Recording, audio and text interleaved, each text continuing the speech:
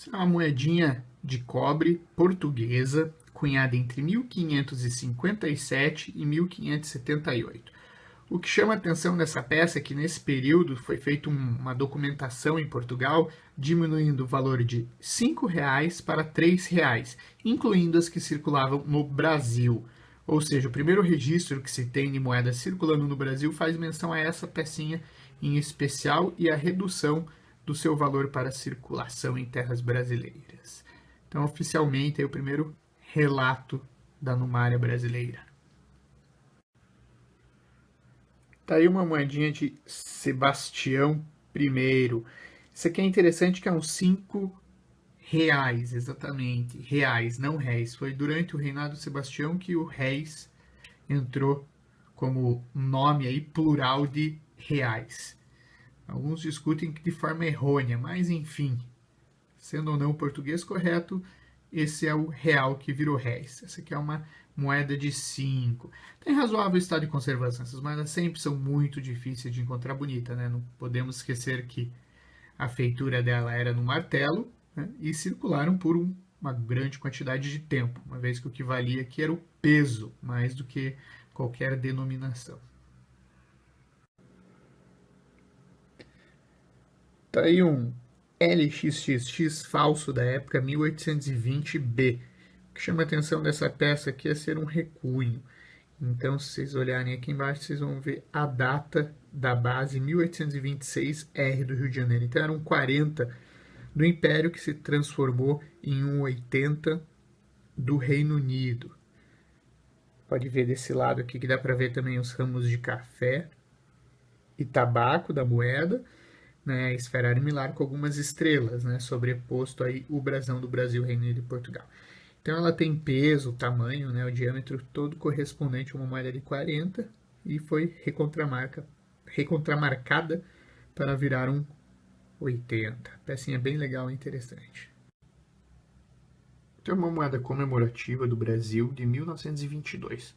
100 anos, né, do 7 de setembro, ou seja, da nossa independência. Então tem a coroa e o barrete frígio, república e império representados na mesma moeda. E aqui atrás o então presidente em 22, Tasso Pessoa, ladeado a Dom Pedro I, né, que deu o grito e nos tornou independente. Essa peça é super comum, mas em bom estado de conservação não é tão comum assim. Então sempre vale a pena guardar quando você vê uma dessa bem bonitinha. Que outra pecinha super comum. Esse é um 400 réis de 1940. Essa aqui é a última série de réis durante o governo ditatorial varguista, né? Tanto que ele está presente em todos os valores dessa série. Isso aí durante o Estado Novo. Sempre difícil achar essas peças bonitas. Normalmente aí ele já perdeu a orelha e o cabelinho. Então esses são pontos importantes aí para identificar o estado de conservação. Esse aqui é um carimbo integralista que a gente chama aí de anômalo. Anômalo porque, como dá para perceber, ele foi feito na porrada traço por traço, né? Então eles são difíceis aí de autenticar se realmente são antigos ou não, se são do período ou não. Né? Pelo tipo de pátina bem escura dentro do Sigma, é bem provável que seja bem antigo, né? Então, até porque também são peças de baixo valor. Então, não há por que ficar falsificando esse tipo de coisa. Tem mais um carimbinho integralista sobre moeda de prata, no caso aqui. É um carimbo novo, acabou de chegar à coleção aí. Vamos classificar para ver que variante é. Seja como for, é sempre interessante quando a base é de prata. Tá aí um carimbo integralista sobre um 200 réis da série MCMI. Esse aqui não é o mais raro, longe disso, mas é um dos mais legais.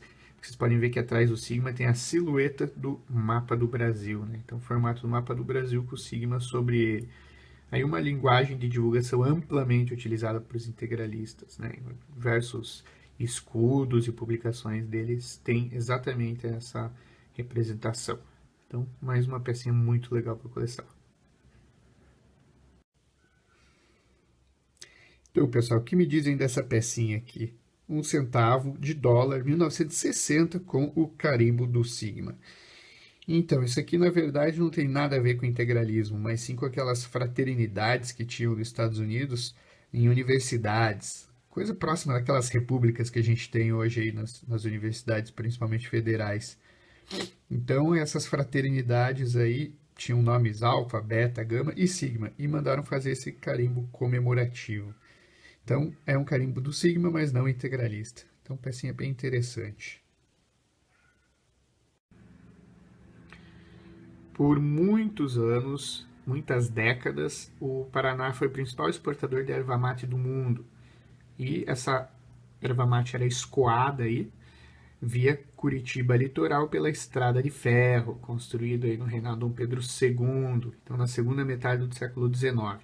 E essa ficha aqui valia sem fornecimentos. Então uma ficha do período aí relacionada à estrada de ferro. Chama atenção aqui, tem um detalhezinho, se vocês prestarem atenção no ferro, na palavra ali, ó, tem uma dupla batida nela. Né? Bem pouquinho, mas de fácil percepção. Então, pecinha bacana aí da história do Paraná.